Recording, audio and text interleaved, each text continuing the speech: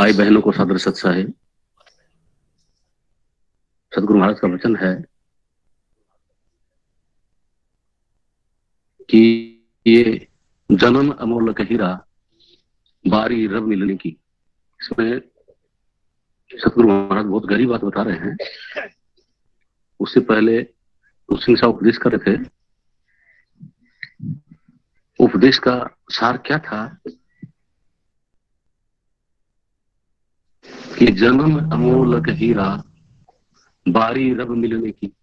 अभी ये जो मनुष्य का जीवन मिला हुआ है, ये अनमोल जन्म है। और ये किस लिए मिला है कि बारी रब मिलने की, मतलब परमपिता परमात्मा से मिलने के लिए जन्म मिला है। क्योंकि नीचे की जो योनियां हैं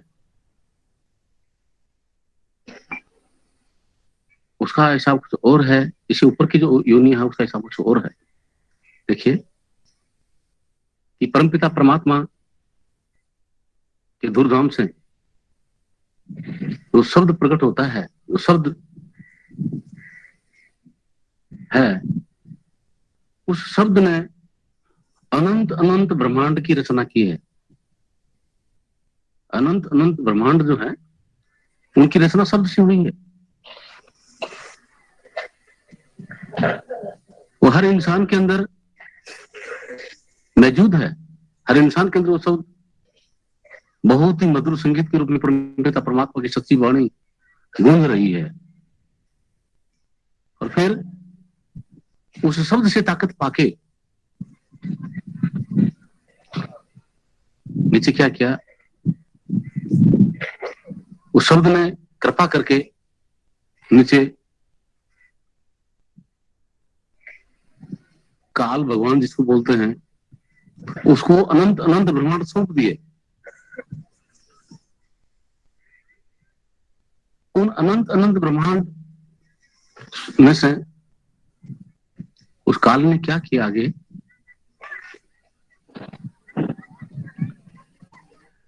84 लाख योनियां बनाई। तो 84 लाख प्रकार के कमरे बनाए उसने। 3 गुणों की रचना की और एक बहुत ही जबरदस्त रचना और की जिसको माइंड कहा जाता है। चारों अंतःकरण जिसको कहते हैं, उन अंतःकरण की रचना की जिसमें मन भी है, चित्त भी है, बुद्धि भी है, अहम है, उसकी रचना की। और रचना करके ये 84 लाख योनियां हैं। उन योनियों के अंदर जो चेतन का प्रकाश, उसका प्रतिबिंब उसके अंदर पसार कर दिया।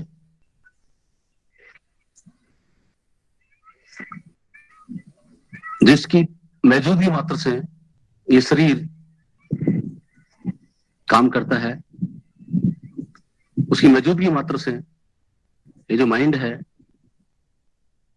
वो काम करता है, तीनों गुण प्रकट होते हैं। फिर उसके बाद में क्या हुआ कि जो माइंड है, उस माइंड ने और रचना कर दी। जो शब्द की रचना थी अनंत है। उसके बाद में जो रचना हुई वो रचना सेकंड ऑर्डर की है।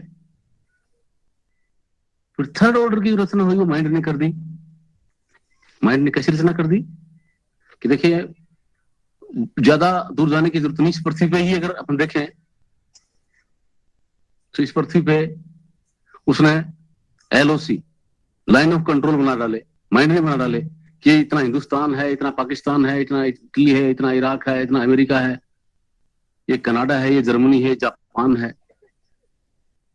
उसी में से फिर कि ये स्टेट है, ये डिस्ट्रिक्ट है, अमुक तहसील है, अमुक गांव है, और ये अमुक आदमी का नाम है। ये हिंदू है, ये मुसलमान है, ये सिख है, ये ईसाई है, ये ब्राह्मण है, ये क्षत्रिय है, ये वैश्य शूद्र है। ये सब माइंड ने रचना कर डाली। फिर जो इंद्रियों की जिन चीजों की आवश्यकता पड़ी, इंद्रियों को जिन चीजों की आवश्यकता पड़ी, अब इंद्रियों की क्षमता बढ़ाने के लिए माइंड ने और रचना कर डाली, जैसे अब आवाज आप लोगों तक नहीं पहुंच सकती थी, तो उसको बढ़ाने के लिए की रचना कर डाली।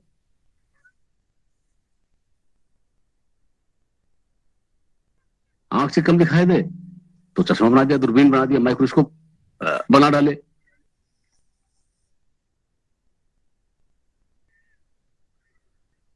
एंटरटेनमेंट के लिए ऑडियो वीडियो पता नहीं क्या क्या बना डाले, टेलीविजन वगैरह। तो जो उन इंद्रियों की आवश्यकता पड़ी, उन आवश्यकता के अनुसार माइंड ने अनेक रचना कर डाली। इस तरीके से रचना हो गई। लेकिन क्या ये मनुष्य जीवन है, क्या इसी के लिए है? जन्म करके परिवार के साथ में रहे, खाया पिया, पढ़े लिखे, अच्छी सर्विस लग गए, मान राष्ट्रपति बन गए। ये जो कमरा है ये अपना नहीं है। ये राष्ट्रपति पद जो है ये अपना नहीं है। जब चाहे जनता छीन सकती है, जब चाहे दे सकती है। ये कमरा अपना नहीं है जिसमें बैठे हैं, ये अपना कमरा नहीं है, किराए का मकान है। और इस मकान का जो मालिक है, उस मकान मालिक ने ये कमरा कुछ टाइम के लिए दिया है, और जितने टाइम के लिए दिया उतने टाइम के लिए आपने बॉन्ड भरे हैं। बॉन्ड भर के आपने साइन किया कि मैं इतने टाइम में इसको खाली कर दूंगा। ये हकीकत है। ये आप लोगों का बॉन्ड भरा हुआ है, अपने सबका बॉन्ड भरा हुआ है। ये कमरा आपका जो रजिस्ट्री में मुझे ठहराया जा रहा है, तो मैं मेरा अमुक काम करके और इतने टाइम पीरियड में मैं इसको खाली कर दूंगा। और इस कमरे का किराया कितना है? देखिए कि ये बहुत ही जबरदस्त किराए का कमरा है। बाहर अपने मकान दुकान करके आए लें तो 1000 रुपया हो सकता है, 2000 रुपया हो सकता है, लाख रुपया हो सकता है, करोड़ रुपया हो सकता है, अरब रुपया हो सकता है, खरब रुपया हो सकता है। लेकिन ये तो उससे भी महंगा है। कहता हूं कहीं जात हूं, कहूं बजाकर ढोल, श्वासा खाली जात है 3 लोक का मोल। मतलब एक श्वास की कीमत 3 लोक है। स्थूल भी है, सूक्ष्म भी है, कारणी भी है। ये 3 लोक हैं। इन तीनों लोकों की जो कीमत है, जो 3 लोक हैं, वो एक श्वास की कीमत है। और इस कमरे में रहने के लिए अपन कितना 21,600 श्वास रोजाना दे रहे हैं। 21,600 श्वास रोजाना दे रहे हैं। लेकिन अपन को पता ही नहीं है कि मेरा कितना भंडार लूटा जा रहा है, कितना भंडार मैं इस कमरे का किराया दे रहा हूं। किसके लिए? इस संसारिक भोगों के लिए, विष्टा का कीड़ा बनने के लिए, उसके लिए दिया जा रहा हूं। ये भूल है। ये भूल कैसी हो गई? पहले इसको समझिए, फिर आगे बताता हूं। भाई एक मेरे को बड़ा सुंदर दृष्टांत याद आ रहा है। एक महात्मा रास्ते रास्ते जा रहे थे, तो उनको एक बहुत सुंदर औरत मिली रास्ते में। उसको देख के बोलते महात्मा कि बेटा तू कौन है, कौन है तू? वो बोलती है कि महाराज मैं समझ हूं। महात्मा पूछे तू समझ है? हाँ। कहाँ रहती है? बोले मैं इंसान के खोपड़े में रहती हूँ। अच्छा, तेरे साथ में और कौन रहता है? मेरे साथ में मेरी सहेली जिसका नाम शांति है, वो रहती है। अच्छा ठीक है। महात्मा थोड़े और आगे गए थे। विकराल रूप धारण किए हुए एक आदमी मिला। उसको पूछते रहे भैया तू कौन है और तू कहाँ रहता है? बोले मैं इंसान के खोपड़े में रहता हूँ। बोले तेरे साथ में और कौन रहता है? इंसान के खोपड़े में तेरे साथ में कौन रहता है? बोले मेरे साथ में। तू कौन है? बोले मैं ईगो हूं, ईगो अहम हूं। और मेरे साथ में मेरा दोस्त क्रोध वो रहता है। बोले यार वहां तो मैंने थोड़ी देर पहले एक बहुत सुंदर औरत मिली थी, वो बोलती मैं रहती हूँ। बोले महाराज जब वो होती है उसमें मैं नहीं होता हूँ।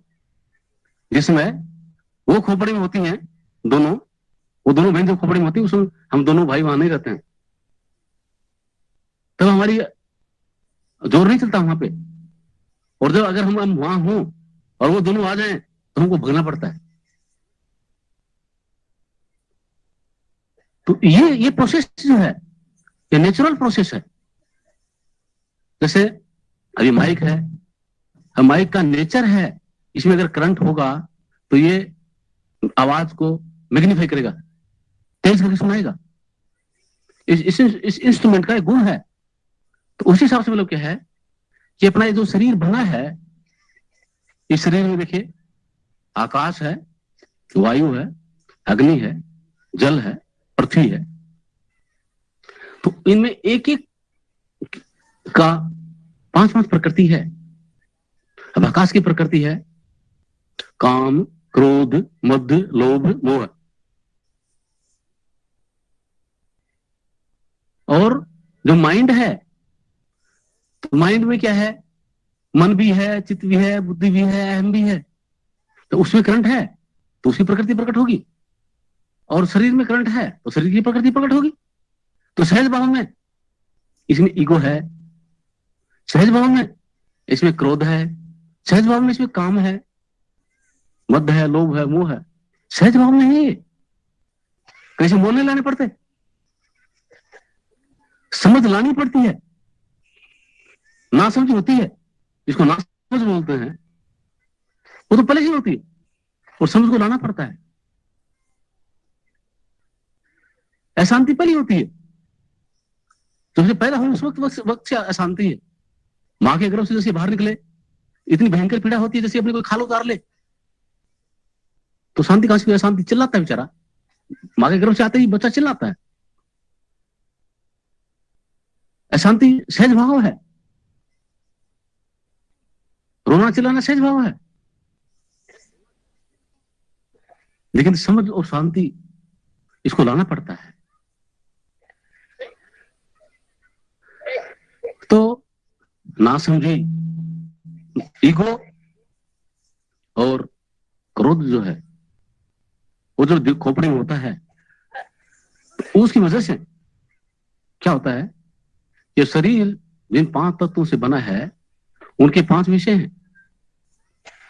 एक शब्द विषय है, एक स्पर्श विषय है, एक रूप विषय है, एक रस विषय है, एक गंध विषय है। तो शब्द में देखिए सतगुरु कबीर साहब कहते हैं एक जगह कि भाई अब शब्द विषय के चक्कर में तो हिरण है, मृग जो है, मृग अपनी जान दे देता है। मृग को पकड़ने वाले एक विशेष प्रकार का बाजा बजाते हैं, उस बाजे की आवाज से मृग गांव में आ जाता है और उसको पकड़ लेते हैं।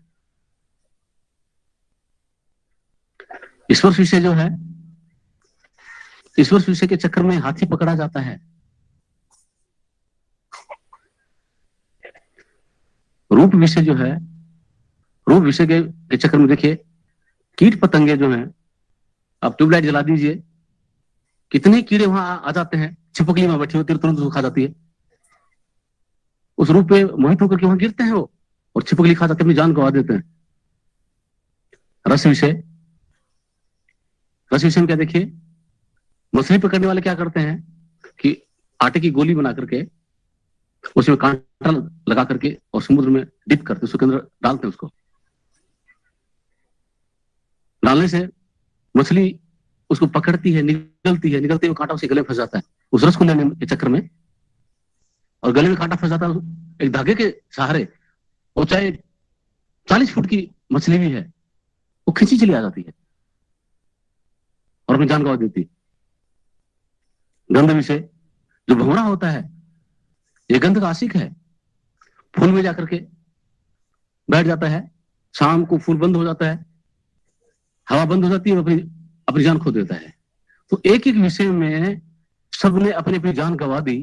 तो मनुष्य, ये मनुष्य जो है, इसके अंदर तो पांचों विषय मौजूद हैं। ये आवाज का भी आशिक है,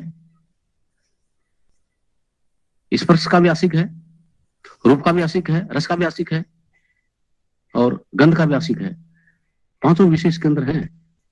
तो इन पांचों विषयों का जो विष है, इसको पीते पीते और जीव के ऊपर जबरदस्त जहर चढ़ा जाता है, उसी वजह से बेहोश है। ये जीव बिल्कुल बेहोश है, उसमें जहर चढ़ा हुआ है,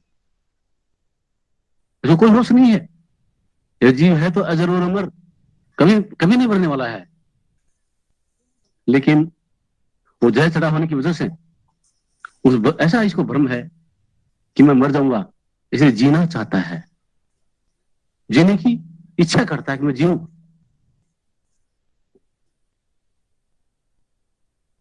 अज्ञान है, अंधेरा है। कैसी हालत है?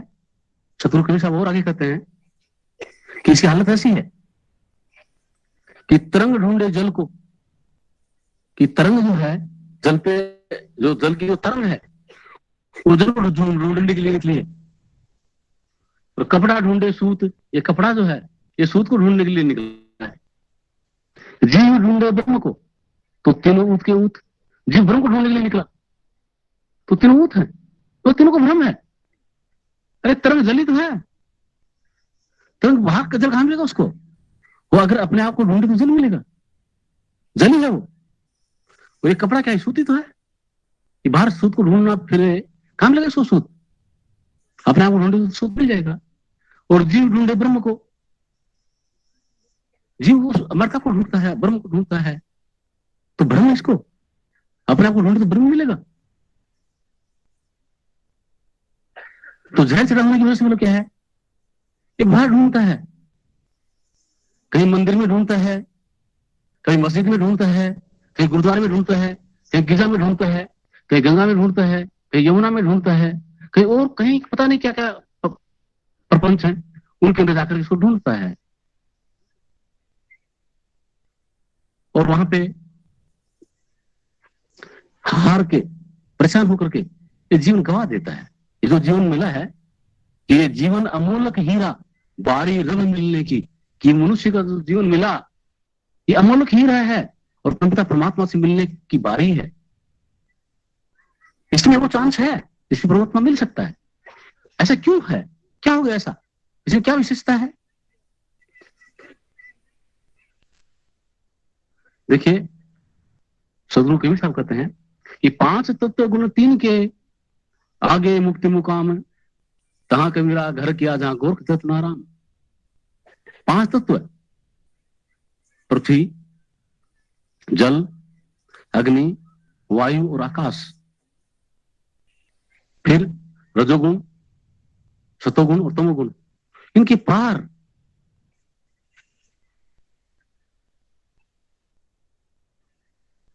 आत्मा की, चेतन की मुक्त अवस्था है। आगे मुक्ति मुकाम, तो वहां है, वहां जाना है, उस अवस्था में आना है। तो कहां आ सकती है? अगर एक तत्व वाला जीव है, उन्होंने कहा कि एक मंजिल तक की सीढ़ी है अपने पास में, तो अपन दूसरी मंजिल पे आ सकते हैं, पांचवी मंजिल पे नहीं जा सकते। अगर 3 मंजिल की तो चौथी पे आ सकते हैं, 4 की तो 5वीं पे आ सकते हैं, 5 है तो 6वीं पे आ सकते हैं। तो नीचे की जो सीढ़ियां हैं वो उन मंजिलों को पार नहीं कर सकती। मनुष्य जो है पांचों तत्वों से परिपूर्ण है, तो पांचों तत्वों के पार जा सकता है। मनुष्य के अंदर तीनों गुण मौजूद, वो 3 गुण हैं, रजोगुण ब्रह्मा, तमोसी स्वामी, सतोगुण विष्णु अंतर्यामी। रजोगुण का नाम ब्रह्मा है, तमोगुण का नाम शिव है, सतोगुण का नाम विष्णु है। रजोगुण जो है, जो ब्रह्मा है, ये उत्पत्ति करता है, लेकिन 84 लाख योनियां जो है ना, योनियां बनाने में से करता है, उत्पत्ति करता है। जनरेटिंग पावर है, कार खड़ी दिखाई दे रही है, मेटाडोर दिखाई दे रही है, ये ट्रैक्टर दिखाई दे रहे हैं, ये साधन है, इनके जरिए आप लोग यहां आ गए। लेकिन वो सत्संग सुन रहे हैं क्या? वो सत्संग सुन सकते हैं क्या? वो औजार हैं, इंस्ट्रूमेंट्स हैं। उसी हिसाब से माइंड और ये बॉडी इस संसार का व्यवहार करने के इंस्ट्रूमेंट्स हैं, औजार हैं। इनमें अपने आप में पावर नहीं है। ये पावर अपने से पाते हैं, सत्ता अपने से पाते हैं, अपने इनको सत्ता देते हैं। इनको सत्ता देने वाले अपन हैं, लेकिन अपन को पता नहीं है, उस चीज की खबर नहीं है। तो वो खबर कैसे हो? उसके लिए देखिए, सच्चे संत सतगुरु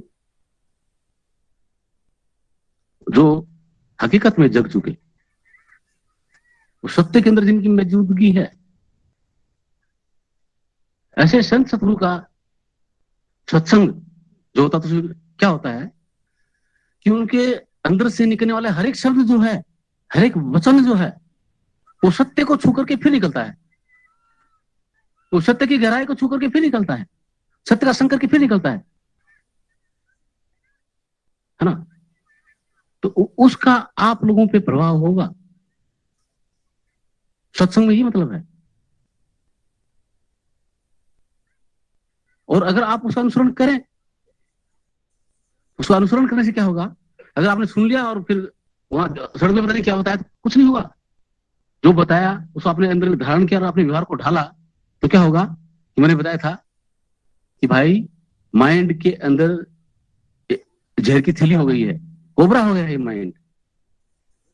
तो सबसे पहले क्या होगा कि जो माइंड के अंदर जहर की थैली हो गई है, वो थैली निकल जाएगी सत्संग के प्रभाव से, सच्चे सतगुरु के सत्संग के प्रभाव से।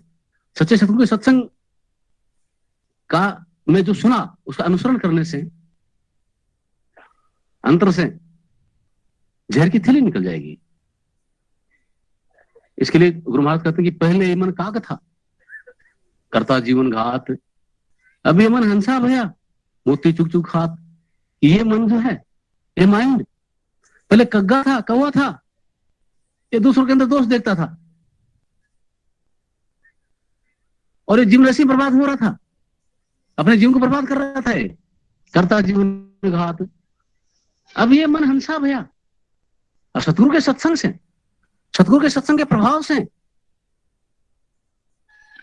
है ना, इसके अंदर समझ आएगी। समझ आएगी तो शांति आएगी, और समझ और शांति इसमें आ गई तो क्या होगा? वो ईगो रूपी भूत और क्रोध रूपी भूत इसमें से भाग जाएंगे, है ना। बड़ा सुंदर जीवन होगा। वो समझ आएगी, इसमें वो शांति आएगी। तब हर इंसान के अंदर परमपिता परमात्मा नजर आएगा। अगर आपका व्यवहार होगा तो विषय विकारों के लिए व्यवहार नहीं होगा। संसार में जो है उनके साथ में विषय विकार के लिए व्यवहार नहीं होगा आपका। आपका व्यवहार होगा कि मेरा परमपिता परमात्मा इनमें समय मौजूद है, मेरा मालिक इनमें मौजूद है, और उस मालिक का खजाना खोलने से अपने अंदर में, जब मैं निहाल हुआ हूं, मेरे अंदर में इतना आनंद है, इतनी खुशी है ना, अपरंपार ताकत जब जागृत हो रही है, तो ये बेचारे सड़े गले क्यों हैं? इनका चेहरा क्यों सड़ा गला हुआ है? किस लिए दुखी है ये? इनके अंदर भी वो जागृत कर दें, इनके अंदर भी वो जगा दें, उस सोई ताकत को जगा दें, तो ये भी निहाल हो जाए। ऐसे आपकी वृत्ति होगी तो हंसा, ये माइंड हंस बन जाएगा और मोती चुक चुक के खाएगा। फिर सतगुरु जो नाम देते हैं, जो नाम का दान देते हैं, उस नाम के प्रभाव से क्या होगा भाई? जो जीव है, वो जीव के ऊपर जो चढ़ा हुआ जहर है, सतगुरु के आगे के अनुसार आंतरिक अभ्यास करने से वो जहर उतर जाएगा। धीरे धीरे धीरे धीरे धीरे उसका जहर उतर जाएगा और ये होश में आ जाएगा। इस जीव का होश में आ जाना, उसी का नाम है आत्म साक्षात्कार, सेल्फ रियलाइजेशन, आत्मज्ञान। उसको अपना ज्ञान हो जाएगा। इसके ऊपर जो जहर चढ़ा हुआ था वो जहर उतर जाएगा और अपना आत्मज्ञान हो जाएगा, सेल्फ रियलाइजेशन हो जाएगा, सेल्फ नॉलेज होगा, विवेक जग जाएगा अंदर में। ये सत्संग का प्रभाव है, ऐसा नाम का प्रभाव है। लेकिन ये कब होगा? देखिए, नाम दान लेने से ही, अकेले से नहीं होगा, सिर्फ सत्संग सुनने से ही नहीं होगा। सत्संग सुन के उसका अनुसरण करें तो माइंड का ध्यान उतरेगा, और नाम लेकर के उसका अभ्यास करें तो जीव के ऊपर से ध्यान उतरेगा। ये नहीं कि सत्संग में आ गए और घर जाकर के वही पुरानी बातें, नाम दान तो ले लिया लेकिन अभ्यास नहीं, तो कोई फायदा नहीं होने वाला। और ये मुझे नजर आता है, जब सत्संग में आता हूं तो आप लोगों का इतना प्यार नजर आता है कि आप लोगों में बहुत प्यार है। लेकिन जैसे यहाँ से चला जाता हूँ, फिर आप लोगों का व्यवहार देखता हूँ तो ऐसा लगता है कि आप लोगों ने किसी ने भी सत्संग सुना ही नहीं मेरा। जितने भी बैठे इनमें से कोई एक भी ऐसा नहीं है जिन्होंने मेरा सत्संग सुना हो। नहीं सुना, बिल्कुल नहीं सुना, है ना। ये सबके लिए सर्टिफिकेट है ना। एक हो तो मैं यहाँ पे लिख के टांग दूं, सत्संग नहीं सुना आप लोगों ने बिल्कुल भी। अगर सत्संग सुने तो जिस अवस्था में आपका जो मेंटल स्टेटस है वो नहीं होगा। इतने न्यू कैटेगरी का मेंटल स्टेटस आप लोगों का, अरे शर्म आनी चाहिए। अभी तक आप जात पात के क्षेत्र से ऊपर नहीं निकले, अभी तक आप ये जो गंदगी है, गंदे व्यवहार से ऊपर नहीं निकले। क्या आवश्यकता मुझे आश्रम की? किस लिए चाहिए मुझे आश्रम? ये क्या करूंगा मैं इसके लिए? मुझे नहीं चाहिए आश्रम। यहाँ पे सत्संग आप लोगों को करवाना है, सुना तो मैं जहां पे एक झोपड़ी के लिए, एक पेड़ के नीचे बैठाओगे,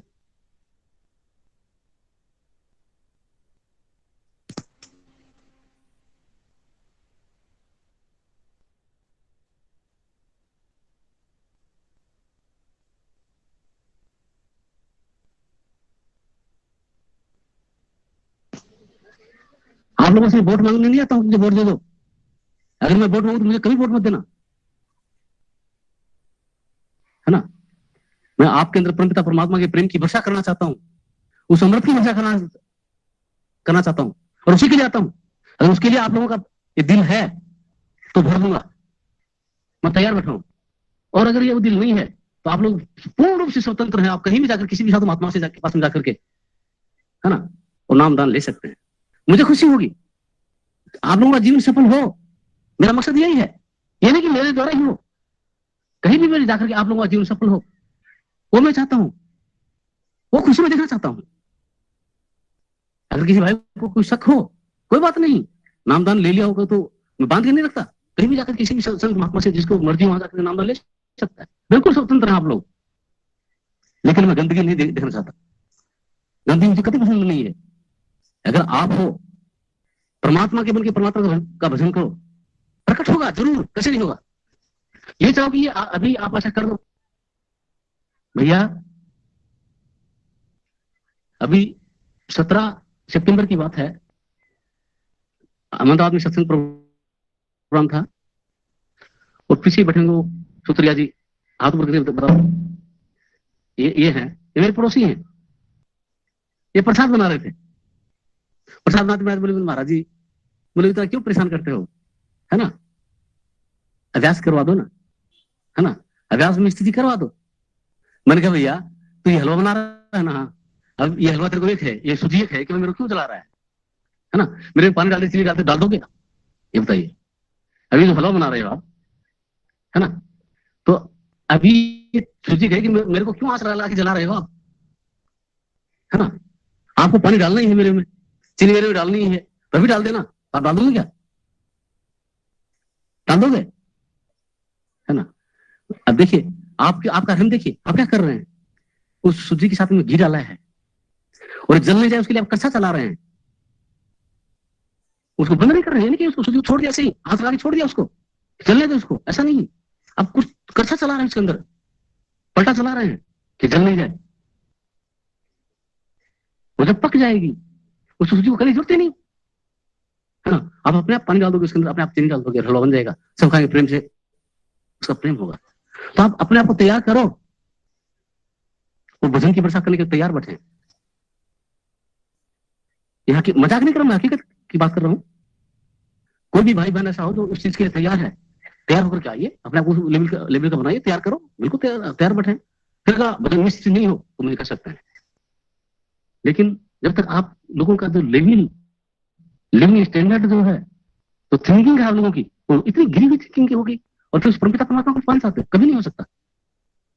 ये उल्टे रस्से बंधे हुए हैं, इन रस्सों को बांध करके आप आगे एक भी इंच आगे नहीं खिसक सकते। जब तक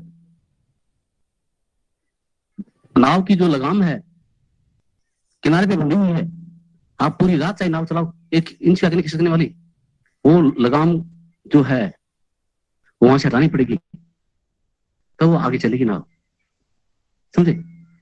तो ये तो माया का जबरदस्त खेल है, काल का जबरदस्त खेल है, कदम कदम के ऊपर आपको बांध के रखने की कोशिश करता है। तो इसलिए तो कहते हैं कि भाई आप मनमुखी हो या गुरुमुखी,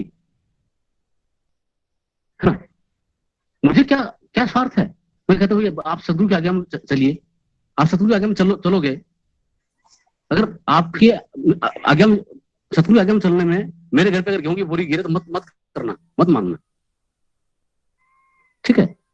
आप लोग अपने आप आपके अंदर परिवर्तन पाओगे, आपके अंदर आनंद की अनुभूति होगी, आपके अंदर परम पिता परमात्मा का सच्चा प्रेम जागृत हो जाएगा, आपकी स्थिति परम पिता परमात्मा में होगी।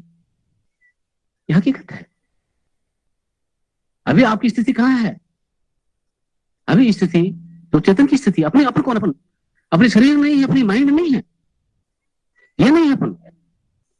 अपन अपनी जो स्थिति है ये संसार और संसार की गंदगी में है, ये शरीर और शरीर के साथ में जिनका संबंध है उसमें है। तो ये नहीं कि संसार का व्यवहार छोड़ दो, नहीं। गुरु महाराज कहते जैसे जलमाही कवल मरगाई वैसा ना, सुरत सुरत सागर तेरी नानक नाम में खाना। गुरु नानक साहब कहते हैं भाई जैसे जल है, कमल का जो पौधा है उसकी जड़ें कीचड़ में है, उसका तना जो है वो पानी में है, फूल ऊपर आकर खिलता है, तो ये नहीं कि उस पौधे को फाड़ करके उससे बाहर फेंक दो, वो वहीं से सिंचित है, उसी कीचड़ से सिंचित है। तो इसे संसार में रहते हुए, नाते रिश्तेदारी को निभाते हुए, बीवी बच्चों का पालन पोषण करते हुए सच्चा और नेक जीवन जिए, है ना? और सच्चाई के साथ में, प्रेम के साथ में अभ्यास में बैठिए, सच्चा प्रेम के साथ में अभ्यास में, रो के बैठोगे तो कुछ नहीं हुआ, उदास होकर बैठे कुछ नहीं हुआ, उत्साह से बैठिए। कैसे? देखिए दृष्टांत मेरे को याद आता है, एक सज्जन, उसका कोई काम था, उसने राष्ट्रपति से मिलने के लिए अपॉइंटमेंट मांगा कि इसके लिए मुझे अपॉइंटमेंट चाहिए, और राष्ट्रपति भवन से अपॉइंटमेंट का टाइम मिल गया कि अमुक इस डेट को और 10 बजे 10 मिनट के लिए राष्ट्रपति से अपॉइंटमेंट दिया जाता है। तो अपॉइंटमेंट मिलते क्या होगा उस भाई के अंदर? दुखी होगा, खुशी होगा, वो खुशी होगी उसको, एकदम खुशी चढ़ जाएगी उसको, अरे राष्ट्रपति के यहाँ से मेरे को अपॉइंटमेंट मिल गया। आज से प्लानिंग शुरू हो जाएगी उसकी, क्या कि मुझे राष्ट्रपति भवन में जाना है, किस साधन से जाना है, क्या साधन में ले जाऊंगा वहां पे, किसके जरिए मैं वहां जाऊंगा, किसको साथ में लेके जाना है, मुझे वहां क्या बोलना, 10 मिनट मिले क्या बोलना मुझे वहां पे।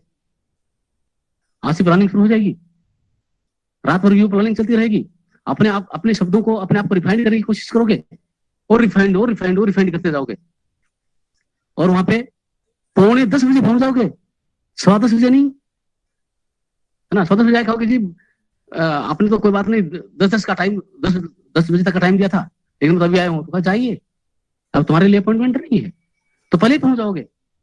तो भैया अब परमपिता परमात्मा से मुलाकात करने जाना है, परमपिता परमात्मा तो सुप्रीम है, सुप्रीम पावर है, उसे मुलाकात करने जाना है, तो क्या आप रो करके जाओगे? क्या फॉर्मेलिटी के तौर पे जाओगे? खुशी से, वही खुशी अपने अंदर पैदा करो और खुशी से अभ्यास में बैठिए, वो दरवाजा खुल जाएगा, आप निहाल हो जाएंगे। बाकी मैंने बताया था थोड़ी देर पहले कि इस संसार में वाले राष्ट्रपति पद पा लिया, स्वास्थ्य भी अच्छा है, कोई पॉलिटिकल कंट्रोवर्सी नहीं है, स्मूथ चल रहा है सब कुछ। लेकिन ये किराए का मकान, ये जो अपन किराए का मकान लेकर के आए हैं, ये तो खाली सबको करना पड़ेगा, राष्ट्रपति को करना पड़ेगा, नहीं करना पड़ेगा। वो कहेंगे नहीं मेरे तो अंगरक्षक है, मेरे तो इस किराए के मकान की रक्षा करने वाले मेरे अंगरक्षक हैं, घुड़सवार खड़े चारों तरफ, क्या रोक देंगे भाई?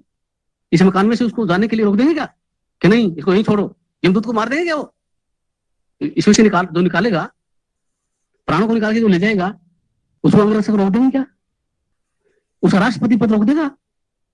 उसका रोक देगी क्या? रोक सकते हैं कभी? कभी नहीं। और वो उनको कहे कि भाई मैं तो राष्ट्रपति हूं, मेरी जबान से निकला हुआ जो वाक्य है वो तो कानून बन जाता है, तो मुझे कैसे ले जा सकते हैं आप, है ना? वो मौत का डंडा मारेंगे ऐसा, और मौत का डंडा मार के उसको तुरंत प्राण निकाल देंगे, उसको कोई सुनने वाला नहीं है, समझे? तो इसलिए सतगुरु महाराज कहते हैं कि किया ना अभ्यास याद कैसे आएगा, और अंत समय में राम नाम तू कैसे गाएगा। कि भाई ये मनुष्य जीवन अमूल्य हीरा, बारी रब मिलने की, कि अभी तो नाम को समझने की कला है, कला पा सकते हो तुम, यही तो वक्त है। इसी वक्त में मतलब क्या है कि उस परमपिता परमात्मा के नाम से जुड़ने की कला पा सकते हो। वो कला सच्चे सतगुरु के द्वारा दिया हुआ जो नाम है उसका अभ्यास करने से अपने आप आएगी। आज नहीं कल, कल नहीं परसों, परसों नहीं तो नरसों। आप घबराइए नहीं, डरिए मत, आएगा वो बारी। आगे सतगुरु के दरबार में जाइए बारंबार, भूली वस्तु लखाई सी सतगुरु है दातार। तो सतगुरु के दरबार में मतलब क्या है, ये नहीं कि आश्रम में बार बार आ जाओगे तो बात बन जाएगी। सतगुरु का दरबार कहाँ है? सतगुरु का दरबार दोनों आंखों के पीछे जहां पे बहनें बिंदी लगाती हैं, इसके अंदर 1.5 इंच अंदर,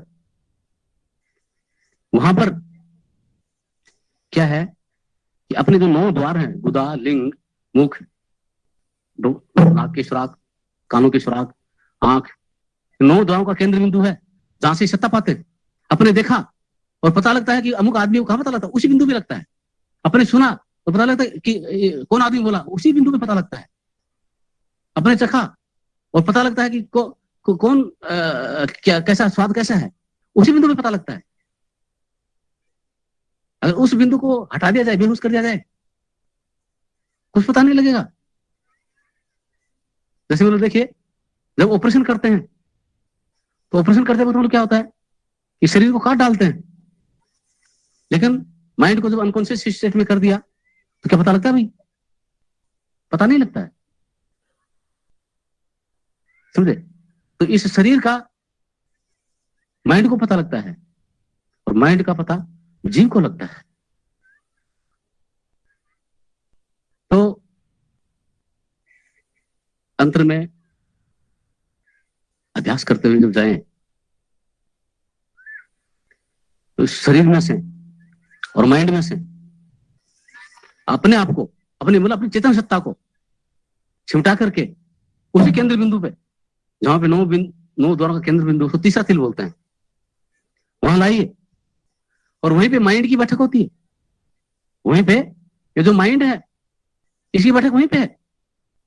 अब माइंड में सत्ता जाएगी तो क्या होगा? ये ज्यादा काम करेगा। अब इस माइक में अगर ज्यादा करंट आएगा तो तेज बोलेगा, है ना?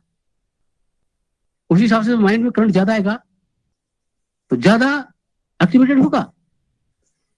तो बदन में बैठे और ध्यान ज्यादा घूमने लगा, इसका मतलब क्या है कि सत्ता आ रही, इसमें ज्यादा सत्ता आ रही है, उसे घबराए मत। आप थोड़ा सा अपनी जो प्रेजेंस है, खुद की प्रेजेंस जो है, थोड़ा सा उससे उस माइंड से हटा दीजिए, ऊपर कर लीजिए थोड़ा सा। वो कला नाम अभ्यास से आती है। कैसे करना है वो खुलासा कर देता हूं, कोई बात नहीं। अभ्यासी गैर अभ्यासी सभी प्रकार के नामदानी नहीं है, लेकिन ट्रांसपेरेंसी लाने में कोई दिक्कत नहीं है, कोई दुखी मत रहो। माइंड का क्या स्वभाव है? माइंड का स्वभाव है किसी चीज की कल्पना करना और उसी चीज के विषय में सोचना शुरू कर देना, ऐसा स्वभाव होता है। और इसी स्वभाव का संत महात्माओं ने फायदा उठाया है। अब इस माइंड ने परमात्मा को देखा नहीं, ये चेतन आत्मा इसको जान नहीं सकता। शरीर को माइंड जान सकता है, माइंड को शरीर नहीं जान सकता। माइंड को जीव जान सकता है, जीव को माइंड नहीं जान सकता। वो चेतन आत्मा है, इस चेतन आत्मा को इस माइंड नहीं जान सकता।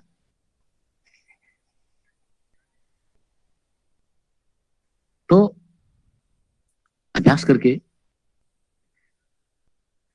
इस शरीर में से और माइंड में से अपनी चेतन सत्ता को निकालना है। कैसे निकालना है भाई? परमात्मा को तुमने देखा नहीं, माइंड ने। तो माइंड जो संसार में माया के अंदर घूम रहा है, इसको बाहर से सिमटा करके अंदर में लाना है। लेकिन माया के बगैर नहीं आएगा, इसको सब्स्टिट्यूट चाहिए, इसको सब्स्टिट्यूट चाहिए, तभी आ सकता है। कैसे नहीं आएगा? तो अपना संसार में किसी से भी कोई नाता है, उसके पीछे कोई स्वार्थ है, उसके पीछे कोई संसारिक स्वार्थ है, तो अपना माइंड फिर संसार में चला जाएगा। लेकिन सतगुरु जो है, सतगुरु के साथ में अपना संबंध परमपिता परमात्मा के प्रेम के लिए है। सतगुरु के साथ में अपना संबंध जो है वो परमपिता परमात्मा के प्रेम के लिए, कोई संसारिक स्वार्थ के लिए नहीं है, कोई मकान दुकान के लिए नहीं है। तो माइंड से सतगुरु के स्वरूप को माना, अंदर में कि सतगुरु बैठे हैं, मान लिया, माना, और सतगुरु आपको नजर आ रहे हैं, माने हुए सतगुरु आपको नजर आ रहे हैं अंदर में। क्या मतलब इसका? मतलब निर्त मौजूद है। मानता कौन? माइंड। देखता कौन है? निरत। और फिर सतगुरु ने जो नाम दिया, वो नाम सुनाई दे रहा है। कौन सुनता है? सूरत। ठीक है। और किसकी सत्ता से? चेतन की सत्ता से। उसी सत्ता से आप उसको, उसी नाम को रिपीट कर सकते हैं, उसी नाम को बोलते, उसी को सुमरण करते हैं। तो मन भी वही है, सुरत भी वही है, नृत्य भी वही है, चेतन भी वही है। क्या चाहिए और? इसकी पूर्ण एकाग्रता होने दो, पूरी तरह इसको आने दो, है ना। अब टंकी है, यहाँ उसका लेवल है, पानी भर रहा है, यहाँ तक पानी बाहर नहीं निकलेगा, यहाँ आया आया आया आया, यहाँ पे एकदम बाहर। तो चेतन है, इस शरीर में सिलेक्टेड होकर के आया, आने दो, और आने दो, और आने दो, है ना। अपने आप वो पूर्णता आ जाएगी और वो दरवाजा खुल जाएगा, वो आंतरिक दरवाजा खुल जाएगा और आप लोगों का जीवन सफल हो जाएगा। तो ऐसा सत्संग है, ये आप लोगों को करना है। ये कर सको तब तो सत्संग में आओ, फायदा होगा। और ये नहीं कर सको और संसार की गंदगी के अंदर घुसे रहो, आपस में देश में घुसे रहो, है ना, वही गंदे रहो, कोई फायदा नहीं होगा, कभी फायदा नहीं होने वाला। और जो बताया उसको समझो, क्या बताया है, तब फायदा होगा उसका। एक दृष्टांत और याद आ गया मेरे को। एक बार कोई मित्र थे और किसी मित्र के यहाँ बहुत सारे चूहे हो गए घर में। चूहों से घर भर गया। उसने अपने मित्र से फरियाद की, यार मेरे घर में तो चूहे चूहे हो गए, क्या करूं? अरे बोले बिल्ली लिया, चूहे को तो बिल्ली लिया। अच्छा बोले हाँ। तो गया महेंद्रगढ़, तो वहां पे एक फर्स्ट क्लास कैलेंडर टंगा हुआ था बिल्ली का, है ना, लाके घर पे लगा दिया। चूहे हैं उनको दिखाए, वो क्या हो, वो चूहे को बिल्ली दिखाए, क्या होना उसे? कुछ नहीं। तो ये और बढ़ गए, समझो ना। तो नसबंदी तो थी नहीं, तो बढ़ गए थे, खूब बढ़ गए। नहीं 2 महीने तो इतने चूहे हो गए कि जो सर 4-5 पे भी कलापति खाने लगे। वो समित ने बोला क्या हाल चाल है? बोले यार कैसा था नहीं बताया, गर्मी वाले चूहों का कोई भरमार हो गया, कोई अंत नहीं। बोले बिल्ली कैसी है? बोले आप बिल्ली को दिखाऊं तेरे को? लाया घर पे, लाया, बोले कहाँ है? तो फर्स्ट क्लास कैलेंडर टंगा, कितनी सुंदर बिल्ली है। अरे बोले पगले, ये चूहे कैलेंडर है क्या? चूहे कैलेंडर हो तो ये कैलेंडर वाली बिल्ली खा सकती है उसको। तो चूहे जिंदी बिल्ली ला, अगर चूहे जिंदे हैं तो बिल्ली भी जिंदी लानी पड़ेगी, है ना, तभी चूहों का सफाया हो सकता है।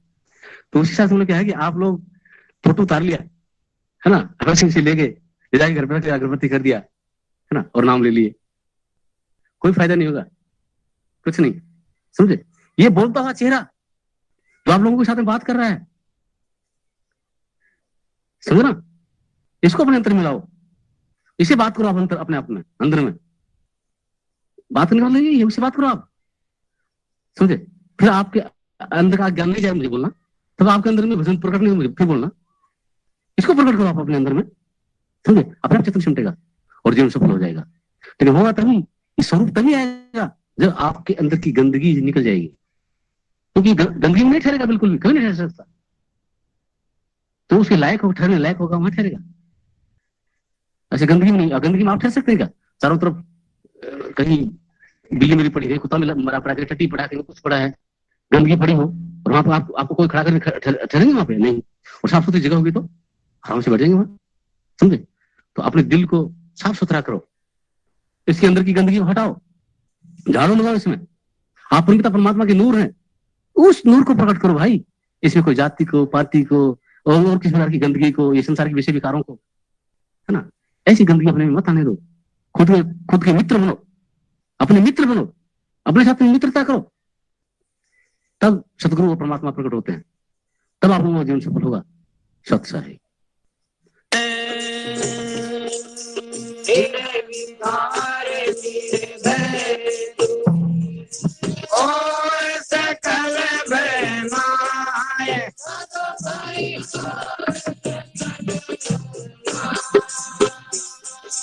सब पे तेरी साहिबी, सब पे तेरी साहिबी, तुझे मैं साहिब बनाए। संध्या सुमरण आरती, भजन भरोसे दास, साधो भाई भजन भरोसे दास। मन सावा कर मेरा, मन सावा जब घट में स्वामी में हाथ साथ में नाम ले, साथ मत खोए, साधो भाई बिना साथ मत खो। तेरा नाइट साथ साथ, तेरा नाइट साथ का आवन होया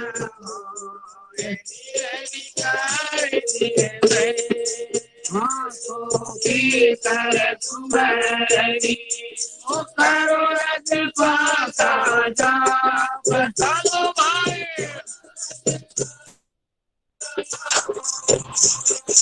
परम तत्व का ध्यान करो, परम तत्व का ध्यान करो, तो हमें आपको आप, तो हमें पोया पवन में बाजा मेरे तुम्हें, साधो भाई बाजा मेरे तुम्हें, राम गाछे जय करो, राम गाछी जय करो, इस निधि माला पे माला साधो साधगी, फेरेंगे कोई दास, साधो भाई फेरे 84 भर में नहीं, 84 भर में नहीं, कटे काम की बात,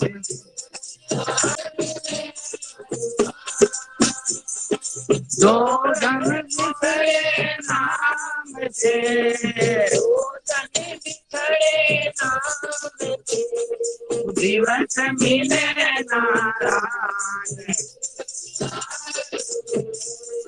सतगुरु मोर निवारिया, दीनाया पर मोर जीत, भव जल में भव काटे हैं, कोई कोई अंत हमारे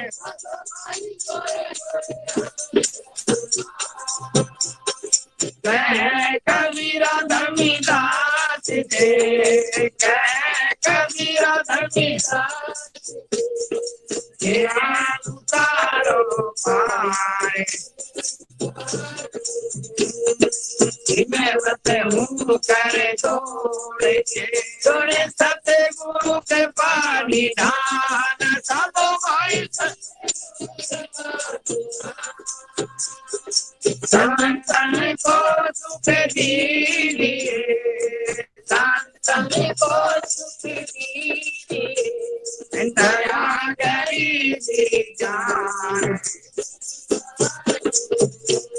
दया करीबी बंदे समता चीर करार सब भाई समता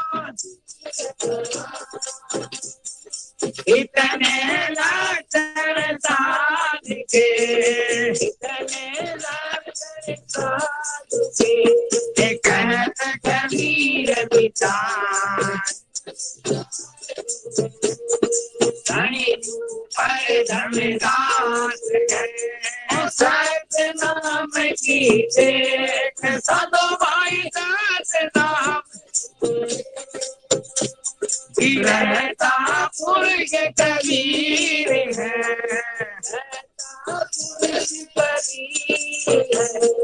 चलता है सब में एक बराबर हो रहे भेद बराबर नाय साधो भाई भेद सोन बराबर घूमते तो बराबर घूमते मोर बराबर नाय केवल नाम केवल गुरु बाला पीर कबीर साधो भाई बाला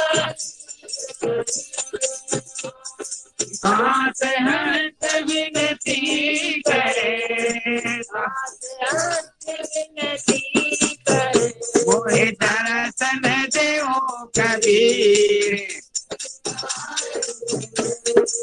आनंद रंग सतगुरु सहज कबीर साधो भाई यम के फंदे काट के, यम के फंदे काट के हंस लगाओ के अपने नारद पूरण भया मन पाया विश्राम साधो भाई मन पाया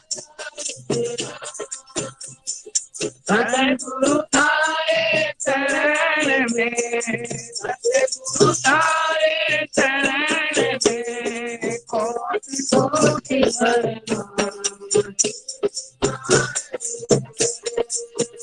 संतों को बंदगी अपनी अपनी छोड़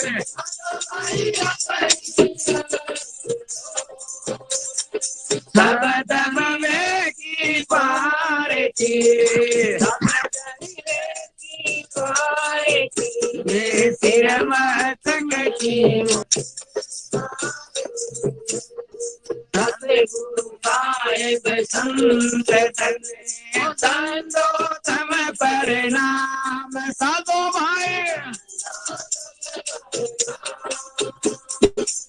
आगे सब पे तेरी साहिबी, सब पे तेरी साहिबी तुझे पे साहिब नाई लिखार निरभय ओम पूर्णमदः पूर्णमिदं पूर्णात्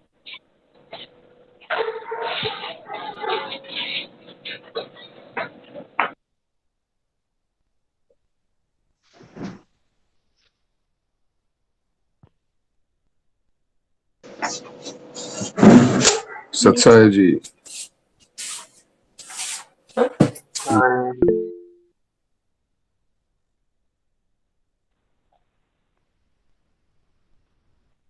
सिस्टर ओता जी